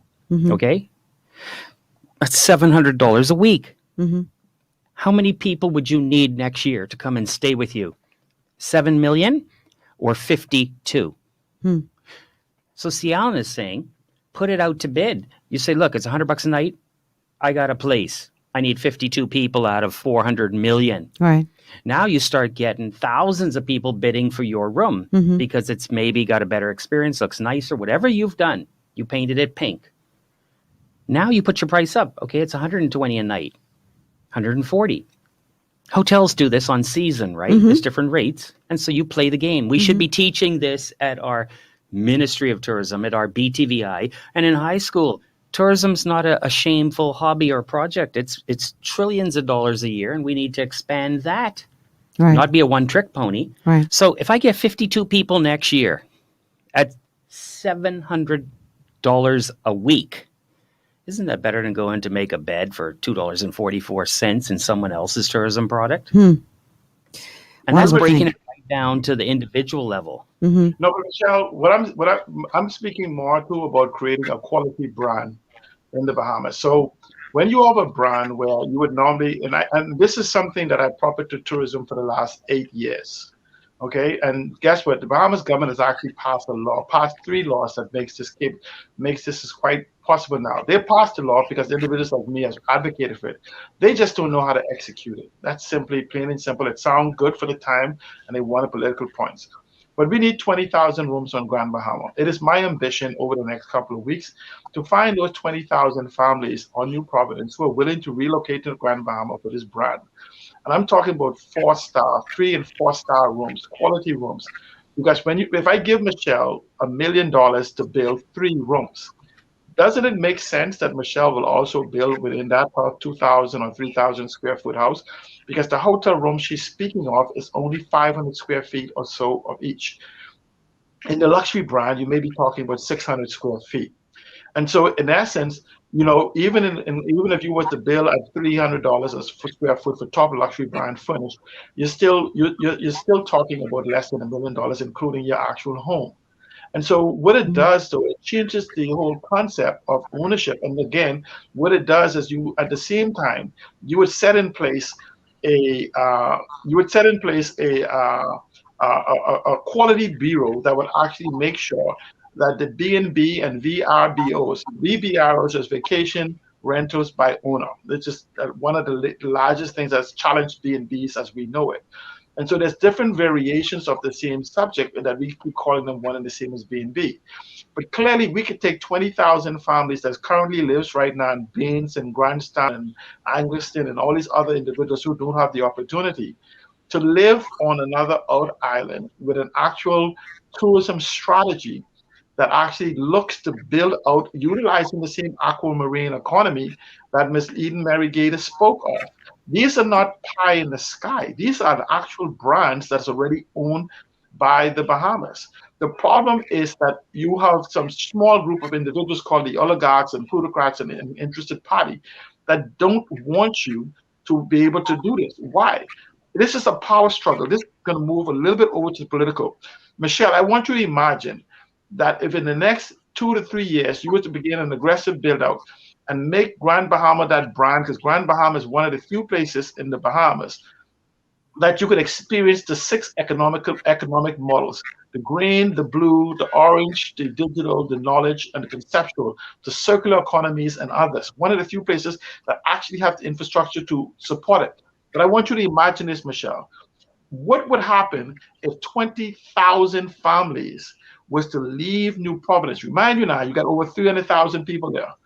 20,000 families was to leave New Providence and come to Grand Bahama. There's infrastructure prepared and this industry is built. You may not realize it, Michelle, but 20,000 families is about 30,000 voters. That means that 10 seats on New Providence will be vacated. What happens now is the economic control, the crabs in the cage, they no longer have that economic cage around them. And so New Providence will then have about 12 seats or 14 seats. But the power base will move away to Grand Bahama, where they don't have control of the ports. They don't have control of the harbor. They don't have control of the food stores. They don't have control of the hotels. They don't have control of the transportation. And so essentially what you will have is Bahamian ownership by developing the other old islands. The same beyond the cruise concept, where you have who is standing in the way? Who is standing in the way of these types of ideas? We are, because when individuals like me and Monty Pratt and Gilbert Morris and others that brings them forward, what you have is the surrogates who will then go to the crowd and says, don't, because this is bigger than I could conceive, don't believe them. Stick with what we know. We have an idiot savant class. Let's stick with what we know, because these guys them want you to be millionaires and you're not going to be able to handle all that money for whatever else. So essentially what happens is it does is that you have a conditioning of a people, what is called our tribalism. You know what they say? Our tribe has been fighting for hundreds of years. We don't remember what it's fighting about. And it was because one day, 100 years ago, somebody from the other tribe stole a goat from my great-great-great-grandfather, and we've been at war ever since. And so we don't want to have anything to do with the other tribes. This is why you can always hear the FNM and the PLP, the blame game. You never hear about ideas and whatever else coming forth. And so it is incumbent upon us now, for those who've been aware, and I'm hoping COVID, the pain of COVID, because the pain from COVID hasn't arrived yet, you know. When Dr. Hubert Minnis, the sole competent authority, releases us on August 23rd, when the 40 to 50,000 individuals who have not been to work, who are considered at work right now because they have not been fired, is let go, and the banks for those thousands of homes begins to ask you, where's my money for the last 18 months that you haven't been paid, and those landlords begins to make a demand. And those cars, you understand, when you go to register your car and the government says to you, I know we told you didn't have to register, but you know you still owe us for 2020 and 2021. When the bank comes for the car. So when all of these things begin to cascade on, this is why they want to call it the election. See how it goes up? It's better than that. When the light bill goes up because you're seeing gas at $5 now. When the food prices go up another 8 to 12%, and on top of that, it's about 30%. The house cards are about to crash, but it doesn't have to. No, but I'm saying, right, I'm hoping the people then begin to say, what can be done? When they begin to look at the political class, who will say to you, we have a plan, and you go and you look at their website and it's not a plan. It's another list of ideas. There's no implementable strategies, and none of their candidates can tell you what is in the plan. They tell you, go to the website. I remember for almost 8 years, they mocked the DNA when they used to say, go read the website. Now you have other political parties saying the same thing. Go check our website out. Maybe the DNA was advanced at the time to say, go read our book of plans from the DNA. And so what I'm simply saying is we have to begin to demand. Melvin is asking the question. What are you doing now to help make this change? That's Melvin's question. What I'm saying to you is look for me on social media, because what I'm doing, I'm inviting those individuals that have a desire to leave the cage of economic apartheid called New Providence and come into Grand Bahama, other places, to join me as an advocate, and for me to work with you in setting up your plan for ownership that would allow your family to be debt-free in 7 years and own $1 million business. I'm looking for the next 20 to 30,000 individuals who are seeking to be millionaires, utilizing their resources, utilizing the methodology that Ms. Eden Mary Gator has begun to proper. And I'm simply saying is that these are not things, these are what is called the knowledge economy and the conceptual economy. The conceptual economy is the ability to create that which is yet to exist, be able to use imagination to define the future. We have a call on the line. We have a call on the line. Caller, welcome to GPS. Yes, thanks for having me again, Michelle. My question is directed to C. Allen. I'm curious to know if he thinks, if you think by yourself you'll be able to make some kind of significant change, because as we discussed earlier, it's because of the ancient mindset of the leadership and the baton being passed in two of the basically the same parties, that this has been, concurrent for so long. I'm wondering, see, because you raised some issues, and A lot of things that you mentioned, I've heard also Lincoln Bain mention as well. But the thing about it is doing it on your own. How significant is the impact you think you could make alone? Because there's a lot of work to be done. That's number one. Okay. Number two, right now, I really believe, let me get this part out. I really believe that it's going to take the younger generation to move forward when it comes down to the current ideas that we need to be implemented. You know what I mean? Because for too long, the old guys, they've been just running this place into a deeper hole, as we all know. Okay, we were just talking earlier while listening to your show about the VAT concerns, the VAT money that's been spent, when really and truly, we really don't have any idea where the money has gone. And let's just put it out there and be real about it. It doesn't matter anything with farmersgov.org has to say. We really don't know where the money is gone. And so when it comes around to a number of things that need to be addressed, when it comes to moving forward and trying to at least catch up halfway with the rest of the world, you know, it takes a lot more. Websites are there. Facebook is a website. So if you say you're advocating on Facebook, that is a website. So the most impact you can make in getting the word out there would definitely be through the internet. That's a big step. But the thing about it is, my point to you is, Alan, that, you know, unless you have some kind of backup, some kind of team, then there's only so far you're going to be able to go. I'm just being realistic here. Okay? Now, like I mentioned before, you said a number of things that come on the Southwest Fund and this and that, and I'm glad Graham is there too, because one of our biggest bills, if not our biggest bill, is power. Okay? We already know how to get. But don't hang up. Let me ask you a question for you. Am I alone? I've never been alone. I am the sum of all those that are around me. I'm a part of a team. In the same way you see Microsoft, you see Bill Gates, and you see Elon Musk, and you see Michael Dell, believe me, there are hundreds if not thousands of individuals behind me. I'm expressing the collective intelligence of all of us. And everything that I've expressed to you requires no political movement. It requires simply a demand by individuals on their leadership. You know, I heard you mention Lincoln Bain and the Coalition of Independence. For me, it's a very dangerous group, and I could come back on another show and explain it to you. Because what I have a problem is not just with them, but all the political parties are seeking. They take farmed ideas with no intellectual comprehension of what it is they want. And this is because of the dumbing down of the beam, and people, they're able to make some statements that cannot be quantified or qualified. And they say the same thing that the PLP and the DNA saying. Go check our website and watch 20 minutes of videos, so you could begin to see billion-dollar development in this country.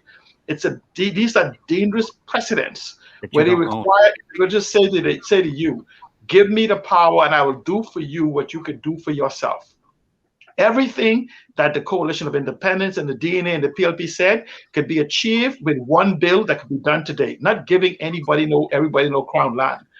Demand that a sovereign wealth fund be established at the next sitting of House of Parliament that take possession of all assets in the Bahamas, known and unknown, seen and unseen, tangible and intangible, and have it surrendered to a sovereign wealth fund, and you will have the Bahamian debt go away in less than 1 year, and you will see an economic development and resurgence in the Bahamas that will blow you away. But it requires not just me demanding, not you facing fantasies of these come by here new political formations that's been formed. None of them can give you a single implementable strategy for the development of the countries. They can give you a book of ideas. I feel, I believe, I hope, and I wish I would be able to do these things. But when you say to them, bring me the know-how, bring me exactly what you can execute, it cannot be done. But I'm simply saying to you, you ask what could be done?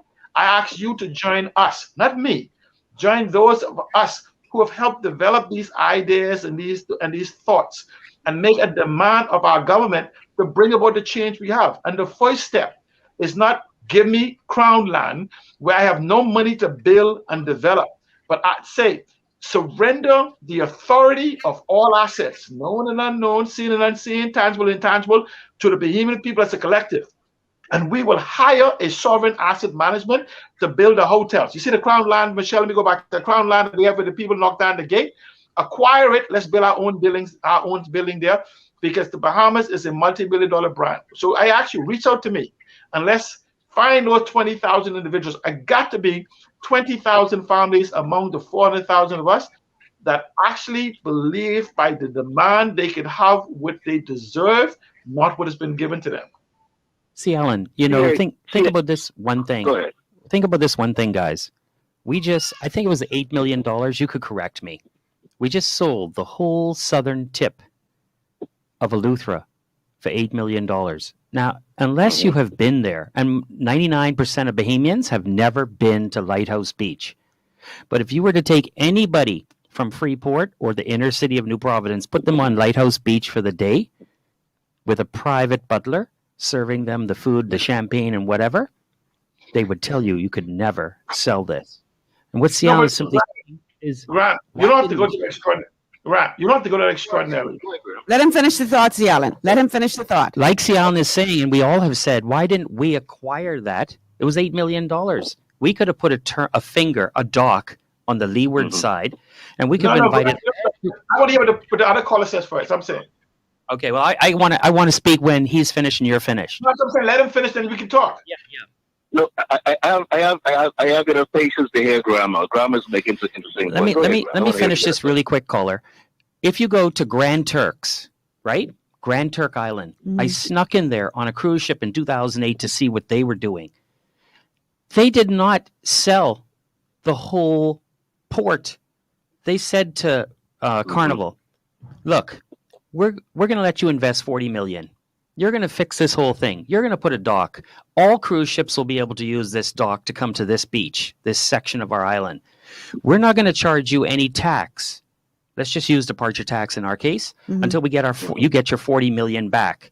But we own this land. So basically they got negotiated like a boss and they got the money to develop the whole area, but it stayed with the people. Now, if I go to Turks and Caicos, right, and go to Margaritaville and their whole fancy redeveloped area, and it should have been developed how we want it, not how they want it, right? They need the beach. The boat can't make $1 unless it has our beach. And we're too stupid. We're not negotiating like a boss. We could have done 10 different ways on South Eleuthera, and we could have told them your garbage is going to stay on your boat and your sewage water, and you're going to dump that when you go back to Florida. Don't let me catch you dumping in our waters.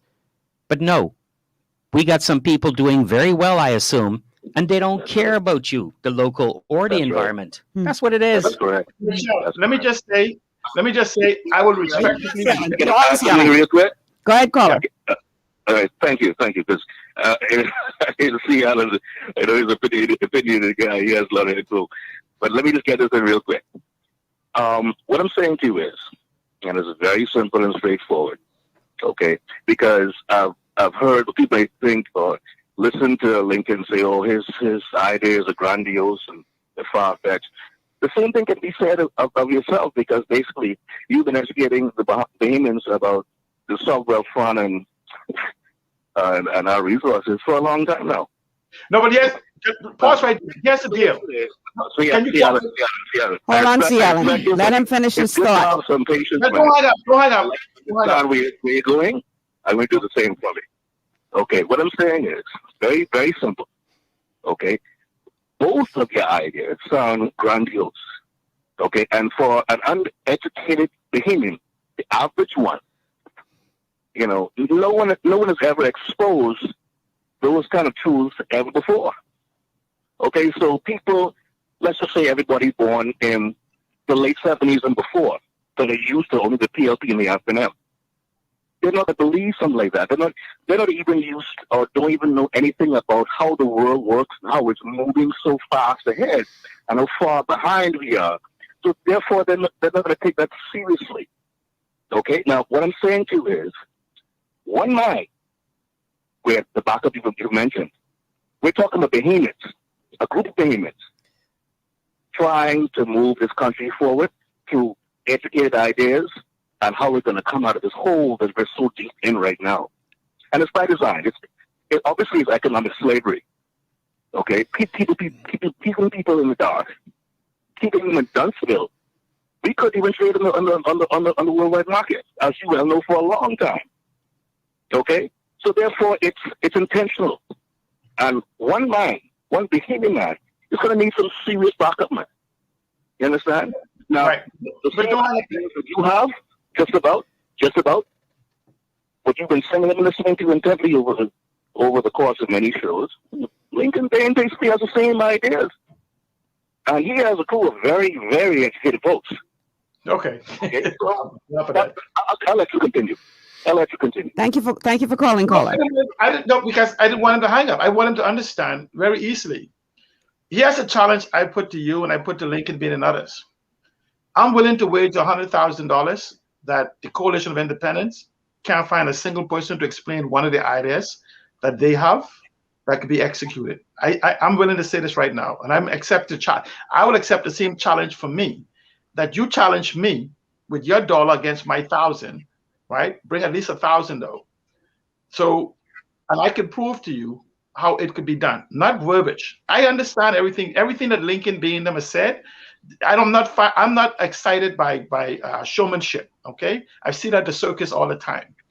I am excited about substantive type environment by which you can prove what you say you can do.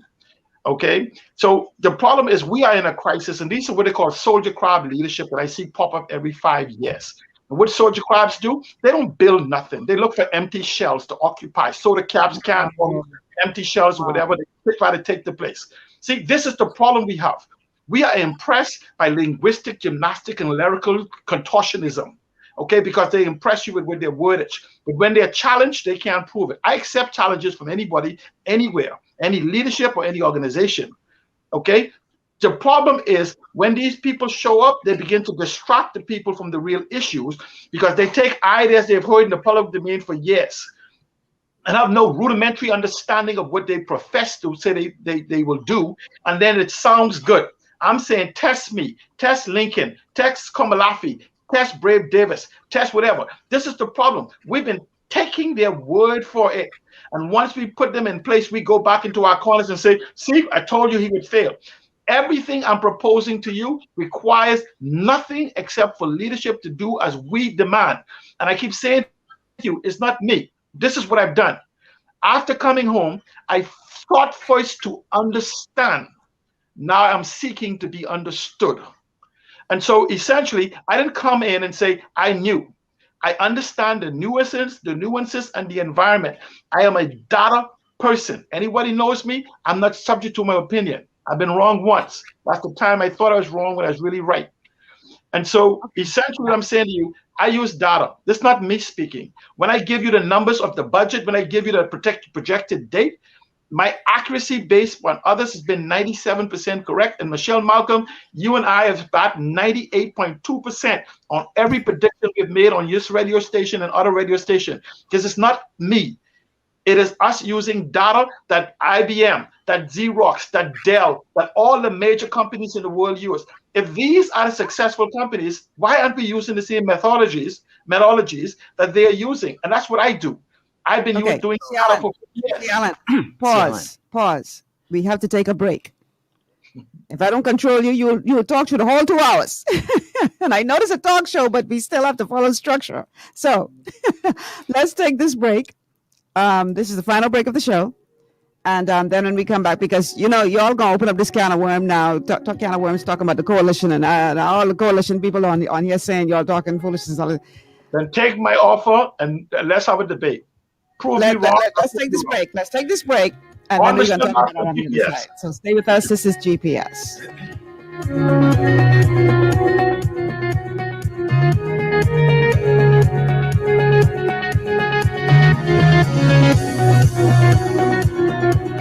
Glory 93.9 FM. We're chasing after God's glory. Stop letting these other guys run you hot while looking for ice. No need to check the food store, the gas station, conveniently located around Nassau. Cooler Ice. So for just $3 you can get a bag of ice whenever you want, or refill your 5-gallon bottle for the same $3. The ice machine is closer than you know. Cooler Ice. With locations at Arawak Key, Potter's Key Dock, Montague Boat Ramp, Superwash locations at Prince Charles, Carmichael Road, Soldier Road, Charles Saunders Highway, and 3 new locations: Superwash Nassau Street, Wolf Road, and Gibbs Corner. Cooler Ice Bahamas. Fresh and ready whenever you are. Understanding your microbiome, also known as your gut ecosystem, can change everything you thought you knew about nutrition, digestion, immunity, and metabolism. Keeping your gut ecosystem healthy and balanced is essential. Ultimate Microbiome by Longevity was specifically formulated to optimize this ecosystem. It provides the advanced support your gut needs through prebiotic, probiotic, and postbiotic supplementation. Our unique blend of probiotics includes Lactobacillus and Plantarum, healthy bacteria that can help prevent harmful bacteria from taking over your gut. Increasing your gut's population of beneficial bacteria creates a more balanced gut microbiome, which has been shown to aid in weight loss, skin health, sleep, mood, and may even help with seasonal allergies. Ultimate Microbiome also promotes the production of postbiotics. Postbiotics are key to help regulate your gastrointestinal health. To enhance digestion, Digizyme Multi-Enzyme Complex, a blend of 5 specific enzymes, has been added to Ultimate Microbiome. It can help break down food so your body can better absorb nutrients. Plus, we've added our proprietary I-26 Hyperimmune Egg Powder to aid in the elimination of disease-causing gut bacteria and help your body balance its immune response. Ultimate Microbiome, the scientific, proprietary, and holistic approach to gut health that helps optimize your body's entire gut ecosystem. To learn more, contact your Longevity associate. One of the things I love about the mailboat is their relationship with Bahamas Air. I can earn travel points on my international freight and redeem them when I fly. For me, online shopping is easy, with Mailboat's U.S. addresses and regular freight delivery to Nassau. Plus, I can always prepay customs and freight, and they always notify me when my package arrives. Yeah, a lot of people think the Mailboat is just for shipping, but they also offer a safe and secure storage facility at affordable rates, all in a central, convenient location. We also offer passenger service into Freeport multiple times per week with a seating capacity of over 450 persons. With family movies on large screens, one hot meal included, and on-board lounge for snacks and soft drinks. We're the Mailboat. We're bridging people, products, and places.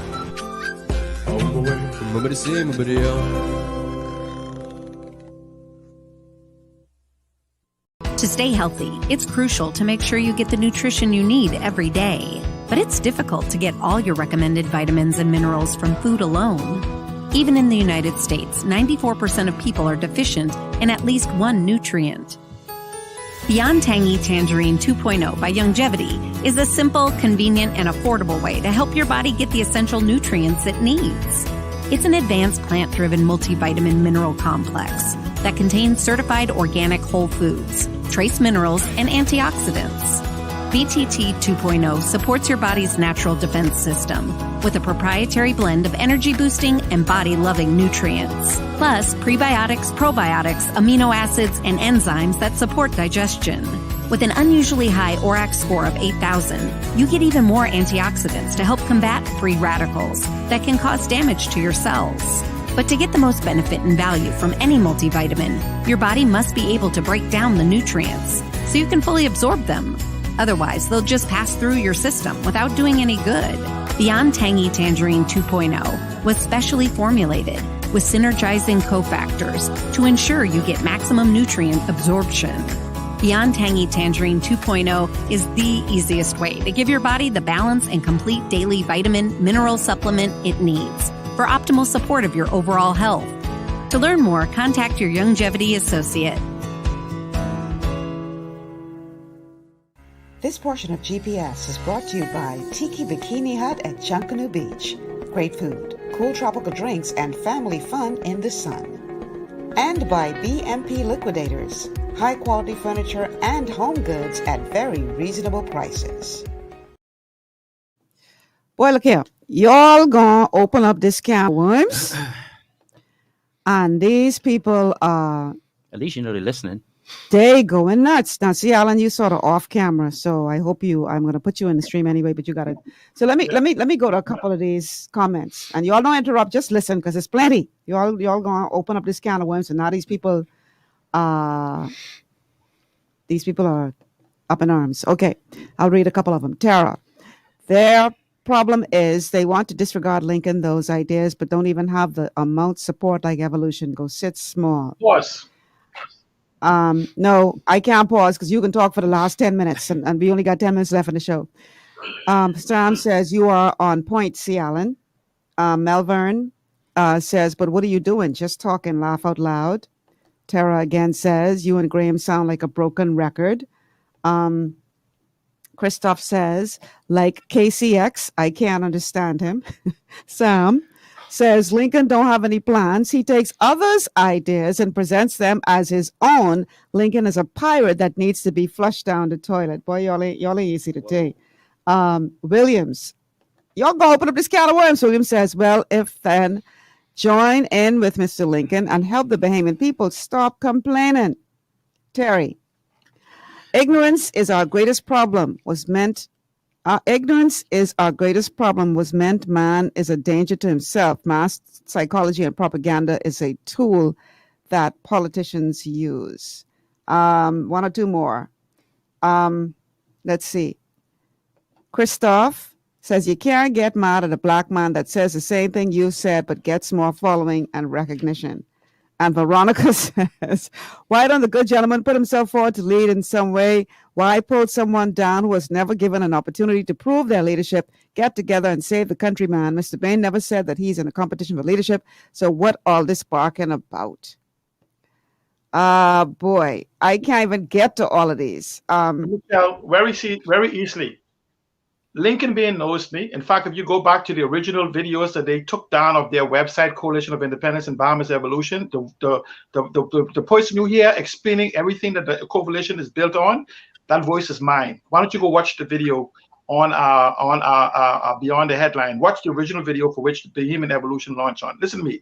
I have nothing against Lincoln personally. I have a concern when you try to lead people on fantasies, okay? See, what I'm saying is this. The best thing for the Coalition of Independent supporters to do is do what the DNA supporters do. Remain silent. If anybody want to contest this, I say to the DNA, I say to Lincoln Bain, I say to the PLP, your ideas are unworkable and nothing more than fantasy and linguistic contortionism. And I don't want your supporters to dispute it. I want you to come and dispute it. Man to man, mono y mono. Because if you're seeking to lead the country, I'm the lowest limb on the tree of the global people that you have to negotiate and deal with. Okay, we have a caller. That would be a good show. We have a caller. Hold on, I just want him to come on GPS and do it. Let me get the caller in. We only got 8 minutes left. Caller, you got to make it quick. See, Alan, you raise a good point. You raise a good point. I'm just trying to be as fair across the board as I can, but I'll make this short and sweet. Okay. We need more assistance from intellectuals than we need disunity, Now, the thing about it is, Lincoln's a sharp guy.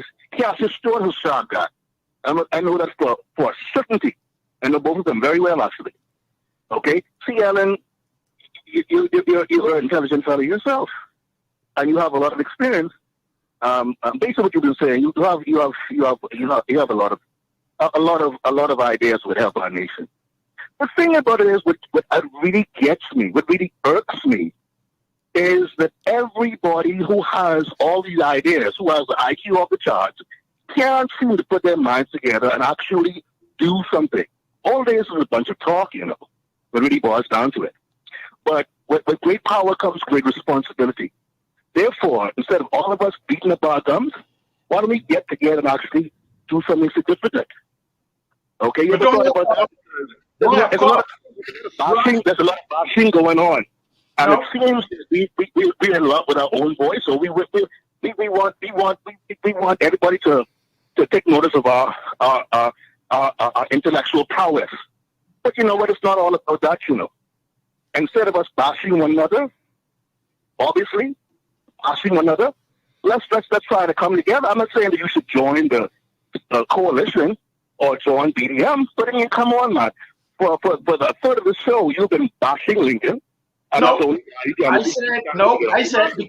I said his ideas are called fantasies.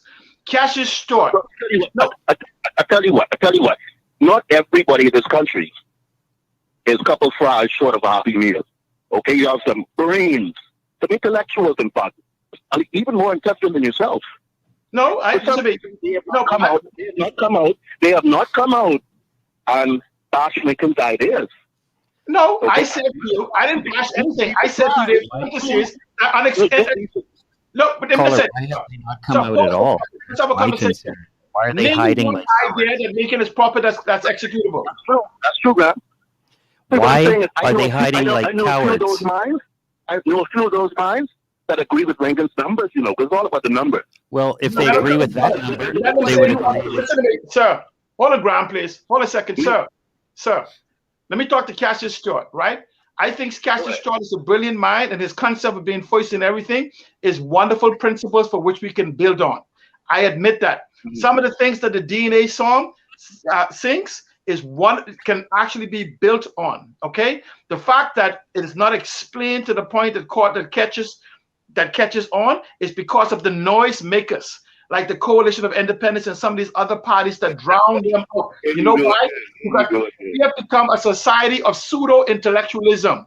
We don't want to test ideas. I say to you, my ideas are willing to be tested. Cassius Stewart ideas, I've spoken to him, he's willing to have his ideas tested. I'm simply saying to you, if you want to lead a country, if you want to lead me and my tribe, children who you'll be making decisions for, how dare you tell me I have no right to question you?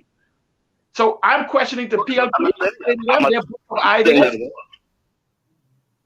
I'm not saying that at all, Okay, guys. What I'm saying is, I'm not bashing him. We have 4 minutes left in this show, and I don't want to spend the last 4 minutes talking about what problems you do or do not have with Lincoln Bean. Lincoln Bean and Cassius Stewart. That's not what we're supposed to be talking about today. Michelle, I just want to raise a point, but I got you. I'm going. All right. Thank you so much for calling. We only got 4 minutes left, C. Allen. So focus. No, focus. Michelle, I want them to know that GPS is open for these type of debates. I invite Lincoln Bean, Cassius Stewart, Kamalafi, Kevin King, and all of them. I am considered the lowest limb on an international fruit. If you can't get over me, you're not ready for the big table of finance. What about the two big parties? Do you invite them to a debate? Absolutely. They lead on the place. What's going on now? And I really, quite frankly, don't know anyway. My time, because it's none of the people that really need to be debating. Listen. That's another show. That's another show. All right. Michelle, let me say something really profound. Go ahead. Everybody calls and says... this could be your final thought. Ooh, okay. So, C. Allen, everybody says, why don't you follow C. Allen? Why don't you follow Lincoln Bain? Why don't you pick a yellow or red party, join, and change it from within? Mm-hmm. You've not understood the sad reality that you're not independent. You swear to a Queen of England to get in the house. That's the first thing you got to stop. I could wrap up with this one today. Mm-hmm. All the ideas I could ever sit here with and tell you and solutions, whether they're for the individual or for the nation at large, I'm going to do it. I have energy security. I have the Airbnb. I'm going to now, with C. Allen and some other people, start a smart community on property that I own in Abaco. Mm-hmm. And that's going to spill over into a smart city. And my model exists in the country already. It's called the OTEC base in Andros. And if you were to simply duplicate that base with ownership by Bahamians to every settlement in this country, you'd have a little something, because you'd have an airport, you'd have a helicopter pad, you'd have a hospital, you'd have all the things needed in a city. They've built a city, and it's one story. But I'm going to wrap up with this, C. Allen. How can I follow any of you when I know where I'm going? And you don't. I know exactly where I'm going. Michelle, just let me simply say, I invite my ideas and my thoughts to be tested by those in governance, those previously in governance, and those seeking governance. And I'm simply saying is that I have a right to critique anyone who offered himself for leadership. And I am a person in the leadership compound that is subject to criticism and critique. But I don't want you to come with what you think and what you believe, what you feel, what you hope for, what you pray for, and what you was told. I want you to come at me with what you know. And I want people who seek to represent me to also come to what you know. Of the PLP and the FNM, I want to be able to question them. We must question their book of ideas. Who will implement it? How it's going to be done? Ideas are not strategies, nor are they plans. And so what we have to do is, if we want more, we have to demand more. We are in the greatest shift in world history. And if we do the same thing we've been doing for the last 50 years, we'll get exactly what we've been getting for the last 100 years. If you want a new Bahamas, you must abandon the old and embrace the new. And I'm simply saying, I am but one of many that represents the collective intelligence of behemoths. But if you keep going back for what you're familiar with, for the sound bites and for the contortionism, linguistic contortionism, don't be surprised. In 5 years, I'm here having the same conversation with you. Thank you so much, Michelle. Right. Thank you so much, gentlemen, for being here today. My goodness, my goodness, my goodness. It's 1 o'clock already. Time is gone. So that's going to do it for today's show. Thank you so much to both of you. Now, tomorrow, you know what that means. It's Friday. TGIF. Open line. The week that was. Giving you an opportunity to get off your chest whatever is on your mind. So we want to hear from you tomorrow. Let's talk about all of the happenings in the Bahamas this past week. And as always, we're going to have some fun. I'm Michelle Malcolm. Thank you so much for joining us. Have a good day, everybody.